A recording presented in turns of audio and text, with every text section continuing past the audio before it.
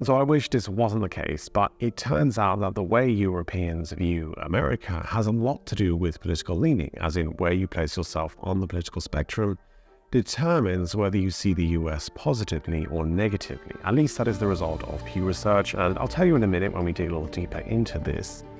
But can you guess whether it's a left political leaning or a right political leaning that preempts negative views of the US?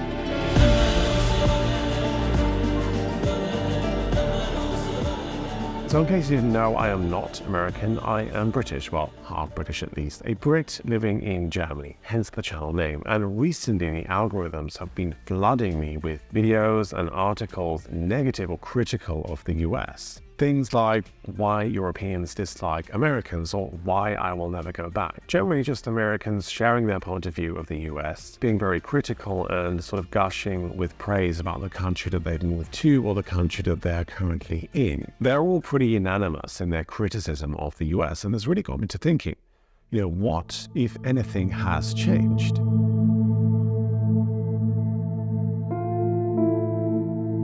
It seems that there is a growing sense of unease in the American consciousness. Americans who used to be so self-assured and utterly convinced that they lived in the best country in the world seem to have become more introspective and started questioning the basis of this assumed truth. As so much of the world's media, entertainment, and news revolves around and is also influenced by the US, it's easy to misread this as the world hates America or the world hates the US. Now, this trend has long been in the making. It's not necessarily something recent, but I do remember when I was traveling around Australia, almost 20 years ago now, I could always pinpoint the Americans. Yes, because they were very loud, but also because they just had this air of confidence around them. There was no hesitation or awkwardness. And to be honest, this was something that I was a little bit envious of, especially with my own sort of British social awkwardness. When meeting people for the first time, Americans just seem to sort of have this ability to disarm and seemingly to instantly make friends with a bunch of strangers. It's no coincidence that most of the largest social media platforms come from the US. It's funny that YouTube's slogan used to be broadcast yourself. This, in my opinion, is really very American. I mean, can you imagine this slogan, broadcast yourself, in the UK or Germany or France? I mean, this just wouldn't have happened in the 2000s when this was developing. It would have just seemed too self-absorbed or too narcissistic, as many European cultures are a lot more introverted and insular than the US. There is a general zeitgeist of young people coming to terms with America's past and what it means and what it stands for today.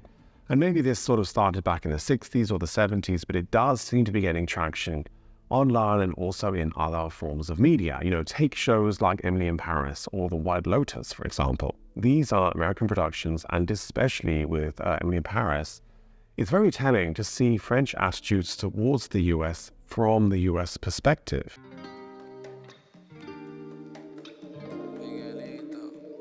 The show received a lot of criticism for being overly stereotypical, which it is, but as we know, stereotypes do hold some, if not a lot, of truth, which is why they persist. Through the characters of Madeline and Emily, it portrays Americans as being very disinterested in other cultures and really just trying to assert their own worldview over other cultures, often at their own expense. It seems that there exists a degree of self-loathing, or at least self-dislike, and this is being projected onto other cultures. But is this actually the case? Well, several Pew Research studies give a more nuanced take on European attitudes towards the US. A study done with young people ages 18 to 29 in British, French, and German study groups found that although there are a lot of criticisms, the general overview or the general attitude towards the US is positive.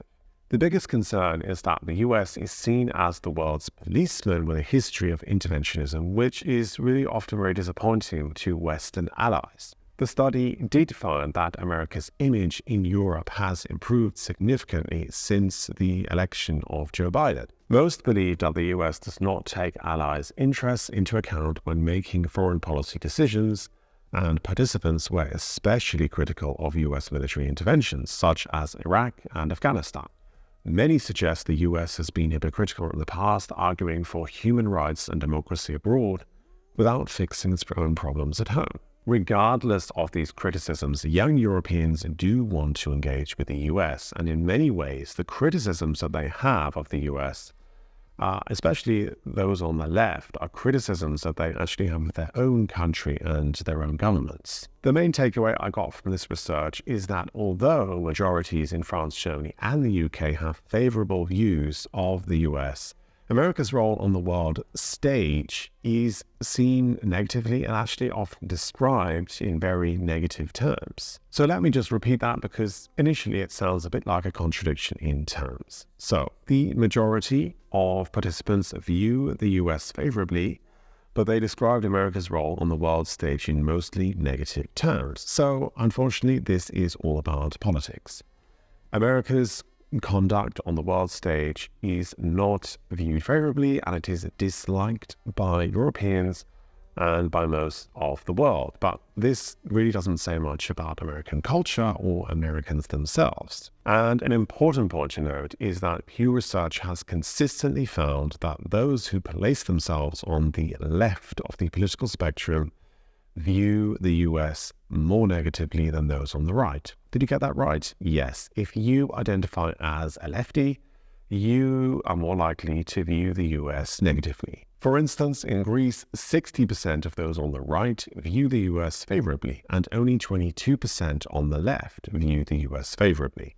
This pattern can also be seen in Australia, the Netherlands, Sweden, the UK, Canada, Israel, Spain, South Korea, France, and Belgium. As the largest platforms and much of the media, especially in the US, tends to be left-leaning, this is turning up the volume of criticism in the US and surrounding the US, but it's not necessarily representative of the whole picture.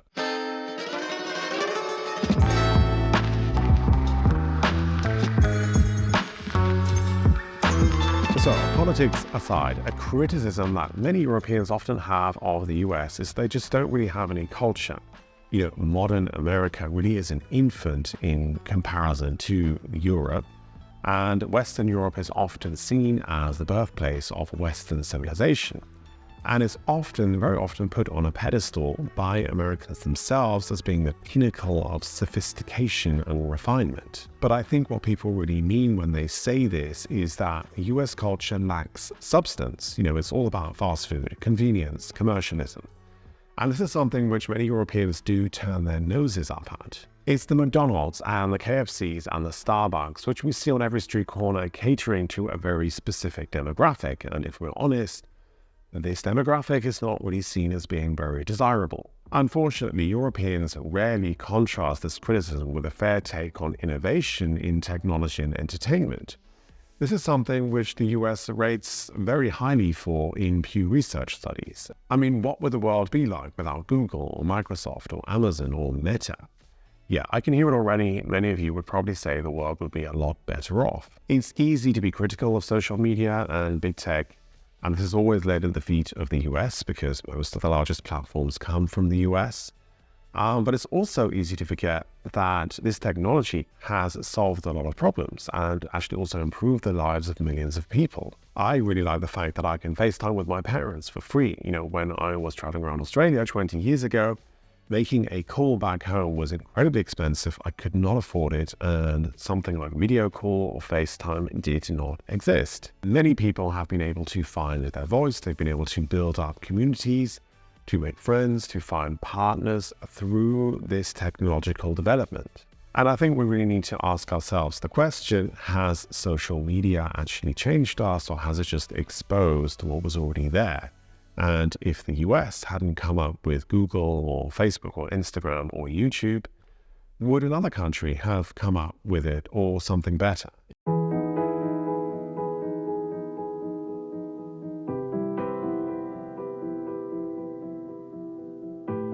For me, having grown up in the UK and now having lived in Germany for almost 15 years, there is a very important and clear distinction to be made. The same criticism can be destructive or constructive depending on how it is perceived and the intention behind it. As Pew Research showed, the participants of these studies held critical views of the US on issues which they also criticized their own countries for.